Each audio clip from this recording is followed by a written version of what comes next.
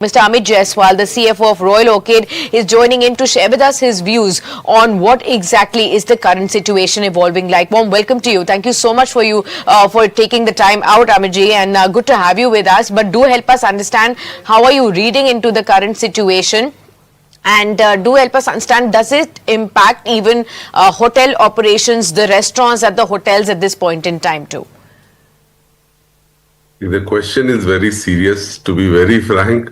Since yesterday, we all have been, planning and thinking what will happen if we don't have the supply of the, LPG. See, the main source of, cooking is the LPG. In today's time, all the restaurants, hotels, and even all the eateries. Okay, and you said Swiggy and Zomato, they don't cook. It's the restaurant and the eateries who cook for them. So they may be giant, but their dependency No, they are getting impacted, sir. They're getting impacted because a lot of restaurants are saying that we will not supply to you the kind of orders that they were used to of getting from restaurants. They will not be able to fulfill the orders, and therefore they might look at a volume decline, and that's why they're getting impacted. That's what I said. Absolutely, 100% you are right that ultimately the supply is done by the restaurant and the eateries. Okay.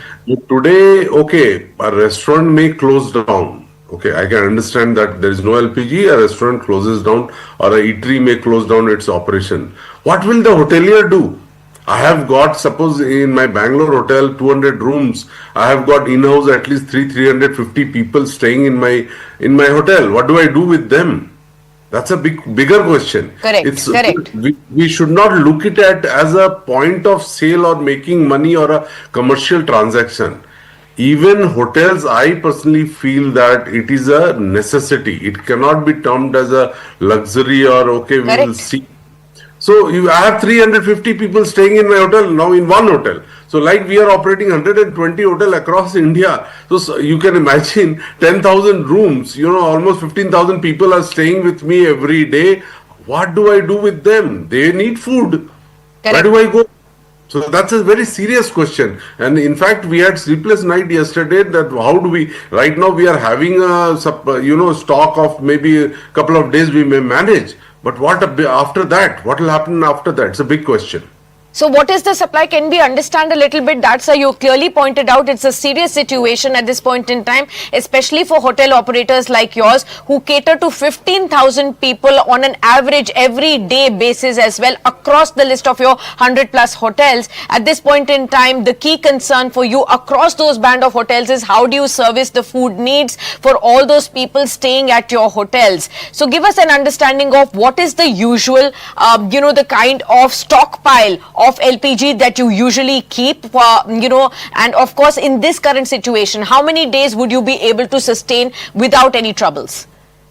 See, in every hotel we have a gas bank where we keep the cylinders, okay, and that will be around 30 to 35 cylinders at any point of time we keep, which we can use for at least 3 days. 3 days of consumption, 3 to 4 days, depending on the F&B outlet and the banqueting. 3 to 4 days we can manage. Now, 1 day is already gone. Maybe another 2 days, 2.5 days we will be able to manage. The dealers who supply the gas, they have raised their hand. They said that we don't have the supply. What do I do? So we are at this position today. Now, I don't know. How do we do? Right. So have you had any communication so far with the government at this point in time? What is the kind of communication has gone from the hotel, representatives to the government? What we are hearing so far is that ministry is already reviewing some of the requests that have come in from the hotel side. What are you hearing, sir? See, our association has made an appeal to the government that you cannot stop the supply of this commercial gas. Okay, we understand you scale it down little bit and also that we use the gases little, in a more and more efficient way. But if you stop the supply, which has already happened since yesterday, there is no supply, which means that it's a crisis situation. It's not so easy situation. See, in every household, there is one cylinder which goes for a month. But in commercial use, it's high. So today we are having a, crisis meeting and we'll have to find out the further course of action. Absolutely, sir. Do help us understand, are you going to be taking some measures at this point in time to look at the current situation? Maybe close your restaurants for outside, people to come in and consume food so that you at least cater to your in-house residents in your, hotels at this point. Are you taking some measures, severe measures like that?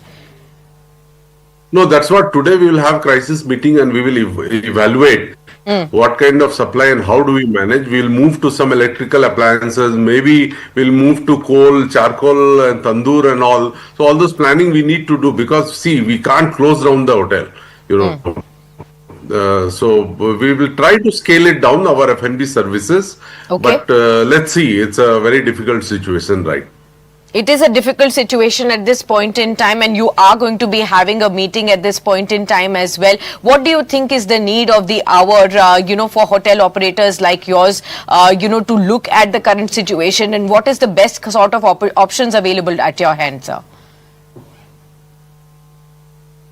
See, right now we can move to electrical cooking to a great extent, but electrical cooking cannot be done for huge numbers. Everything. For smaller numbers we can do. So we will move to tandoor or charcoal and all. But these all will be stopgap arrangement. Ultimately, if the government is not able to reinstate the services and reinstate the supplies in 7 or 10 days, then I think we don't know how do we manage.